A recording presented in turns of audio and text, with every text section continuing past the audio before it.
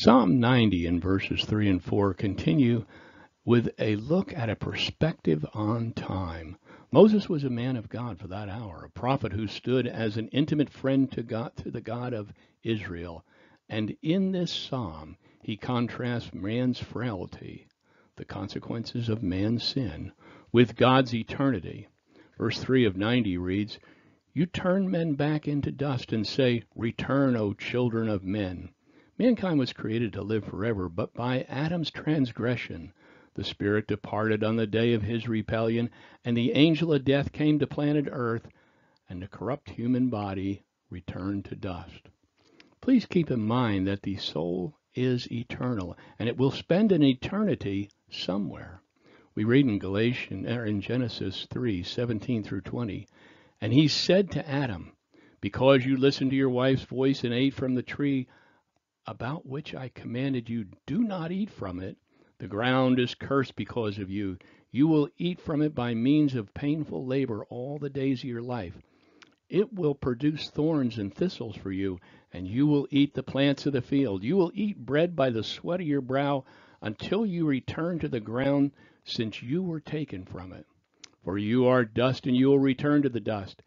Adam named his wife Eve because she was the mother of all the living. Did you notice that Eve was the mother of all the living humans? Does that leave any room for the evolution of humanity from a lesser form? Either the theory of evolution is incorrect or God is a liar. You must choose whom you believe. Psalm 90 in verse 4 reads, "For 1,000 years in your sight are like yesterday when it passes by, or as a sentry's watch in the night."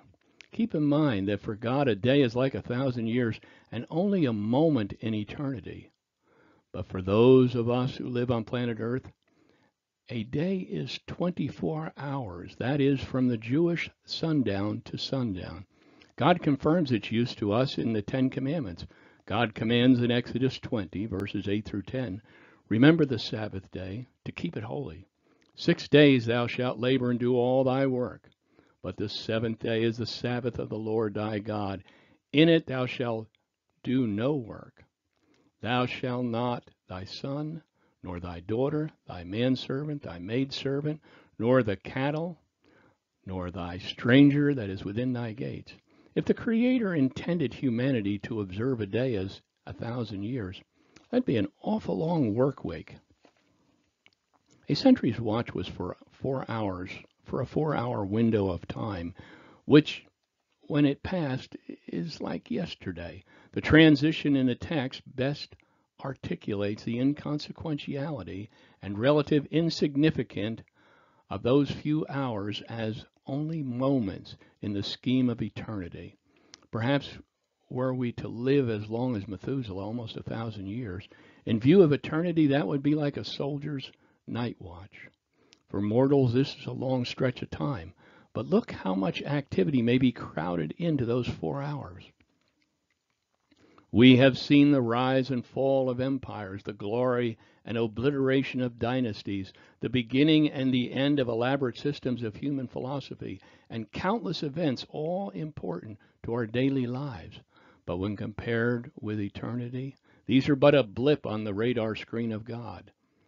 There is, in fact, no possible comparison between them.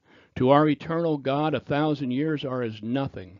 When we think about it, as 1,000 years, to God would be comparable to a single night watch.